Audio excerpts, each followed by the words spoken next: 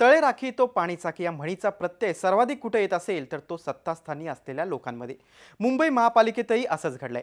सभागृह नेत्या तृष्णा विश्वासराव यांच्या बाबतीत त्यांच्या एकमेव खासगी प्राथमिक शाळेला अनुदान देण्याचा प्रस्ताव शिक्षण समितीत येऊ घातलाय। इतर शाळाही पात्र असताना केवळ एकमेव शाळेलाच का झुकतं माप दिलं जातंय असा प्रश्न उपस्थित होतोय।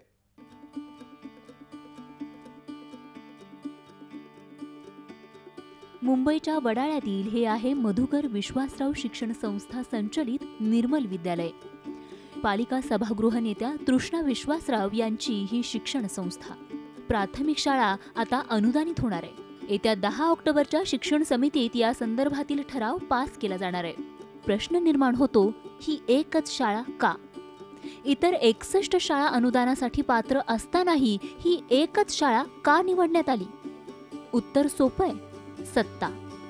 राज्य सरकारने शाळांना अनुदान देण्याचं बंद केल्यानंतर पालिकांनीही मग आखडता हात घेतला। परिणामी अनेक शाळा अशाच अनुदानाच्या रांगेत आहेत। परंतु बीएनसीत वजन असलेले नेते मात्र याला अपवाद आहेत। मित्रपक्ष भाजपनेच यावर प्रश्नचिन्ह उपस्थित केलंय। एकाच शाळेला अनुदान आपण कुणाच्या सांगण्यावरून देतोय? असं काय झालं रातोरात? काय अनुदानाचं सूत्र बदललं किंवा सरकारची भूमिका बदलली हे स्पष्ट करण्याची वेळ आलेली आहे। तृष्णा विश्वासराव यांना मात्र हा आरोप मान्य नाही। शाळा सर्वात जुनी असून नियमानुसारच अनुदान मिळणार असल्याचा खुलासा त्यांनी केलाय।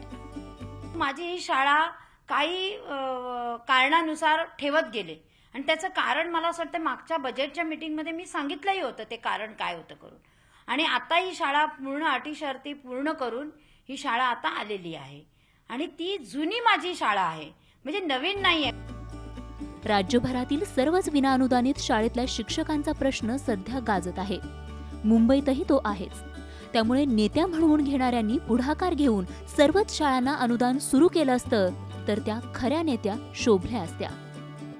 देवेंद्र कोल्हटकरसह Krishnat Patil, Zee media, Mumbai. Zee 24 तास रहा एक पाऊल पुढे।